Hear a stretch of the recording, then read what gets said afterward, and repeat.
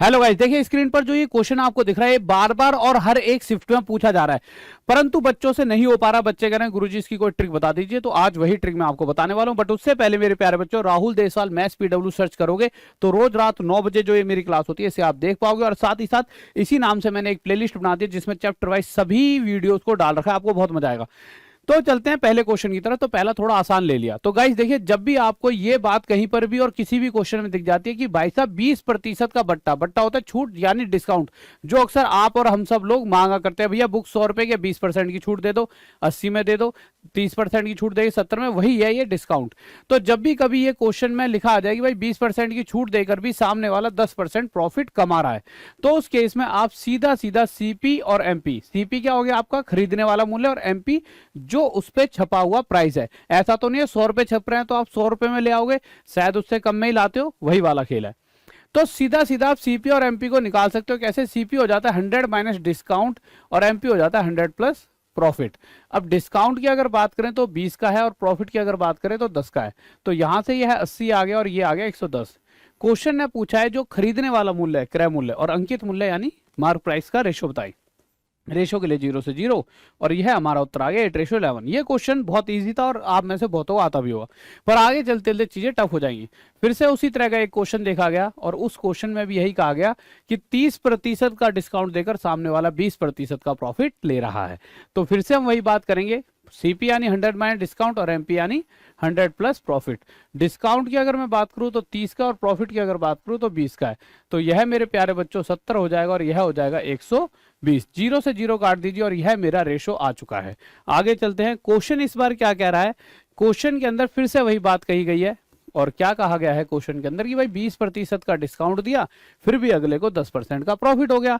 तो जितना हमने सीखा है, सीपी हो जाता है 100 माइनस डिस्काउंट और एमपी हो जाता है 100 प्लस प्रॉफिट। डिस्काउंट की अगर बात करूं तो डिस्काउंट है मेरे प्यारे बच्चों 20 का, प्रॉफिट कितने का है 10 का। 100 में से 20 गया, यह 80 आ गया और यह आ गया 110।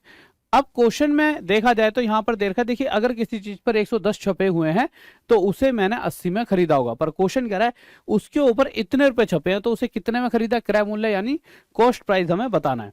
तो जितने छपे हैं वो एक्चुअल में उसमें एक जीरो यहां ज्यादा है तो एक जीरो यहां ज्यादा और यह हमारा आ जाएगा खरीदने वाला मूल्य 800।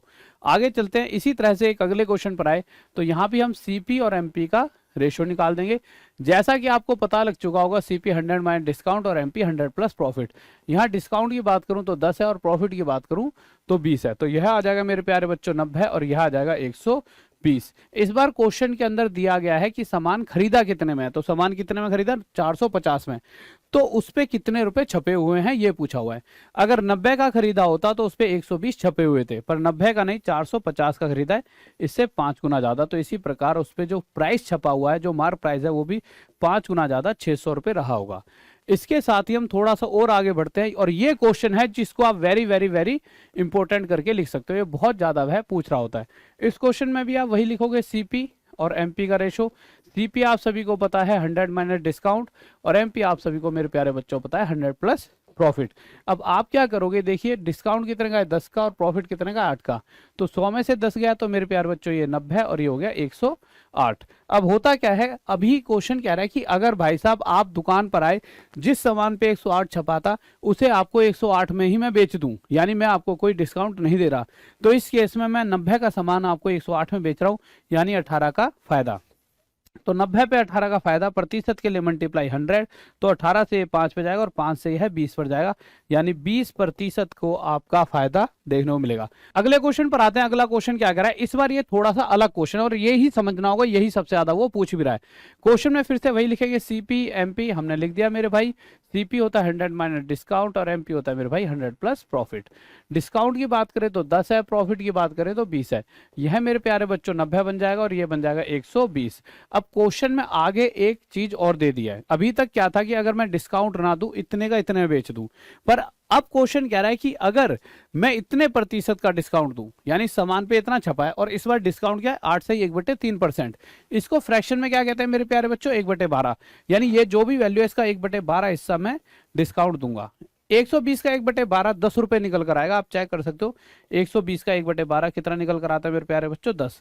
तो यहाँ अगर मैं 10 रुपए की छूट दे दूंगा तो सामने वाले को सामान 110 में बेच दूंगा। 90 रुपए का सामान 110 में अगर मैं बेच रहा हूं तो मुझे 20 का फायदा हुआ।